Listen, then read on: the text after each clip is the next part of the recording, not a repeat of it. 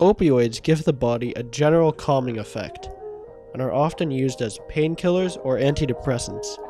But because of these effects, many people use them recreationally or can easily get addicted. North America is currently experiencing a surge in opioid use, and London is going through its own opioid crisis. I went to the London Middlesex Health Unit to talk to Shea Dinsa about the issue.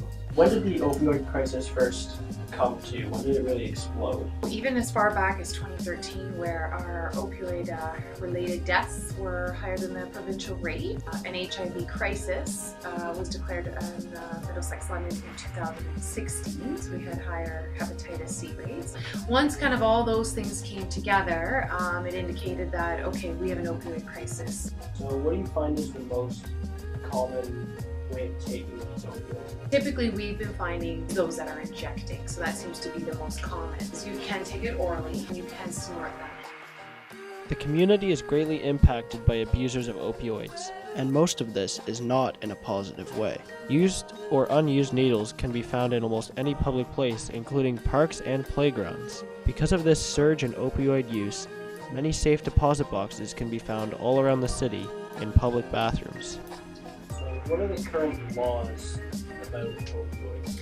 So there's a couple things. People who become addicted to opioids, and it doesn't mean it was because they prescribed. It could be that they kind of tried them illegally. Police are not necessarily focusing on people who inject drugs. They're really looking at the large dealers.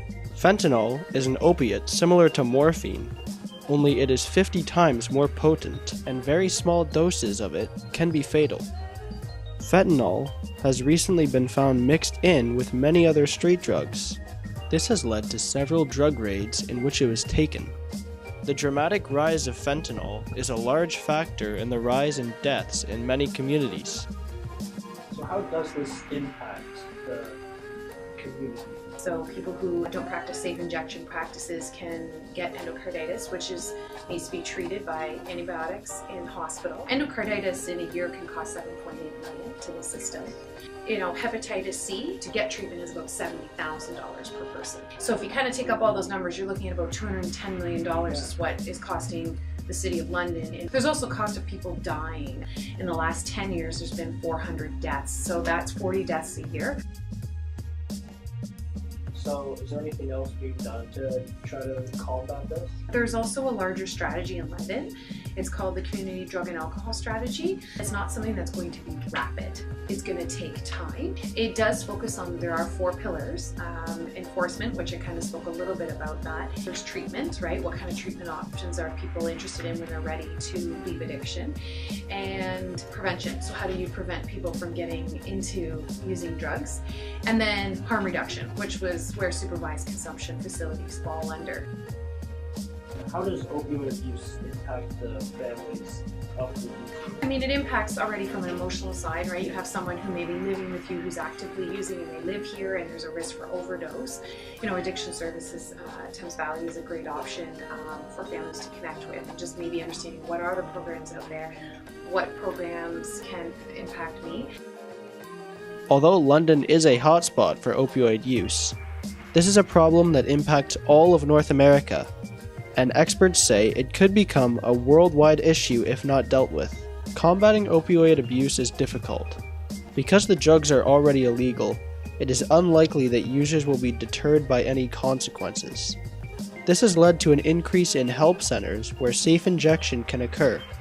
Although using these drugs is still illegal, the help centers are exempt from the law in an effort to decrease the spread of disease.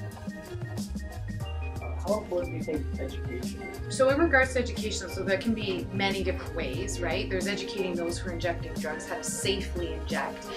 Also educating them if they are ready to leave addiction, where can they go? There's education in the school system just to educate the community as a whole.